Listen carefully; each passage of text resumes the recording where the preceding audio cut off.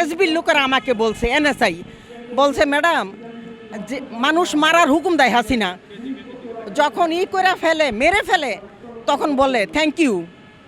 উনি পুরস্কার দেয় নিজের হাতে, হাসিনা নিজের হাতে পুরস্কার দেয়। র্যাবের লোকেরা এক অফিসারের সাথে আমার কথা হচ্ছে, তার নাম বলবো না, সরি। সে আমাকে বলল, ম্যাডাম আমি এই পর্যন্ত 62 জন মারছি। তখন আমাকে যখনই দায়িত্ব দেয়, আমি বলি, ম্যাডাম এটা কি আমার পক্ষে আরও সম্ভব? আপনার যদি চাকরি করতে মনে চায় বা আপনার মনে করেন যে আপনি প্রয়োজন বউ বাচ্চা পালবেন, তাহলে তো আপনার এই কাজ করতেই হবে। এটা উনির মুখের কথা, আমরা একসঙ্গে চা খাচ্ছিলাম, তরে কথাটা বললো আমাকে।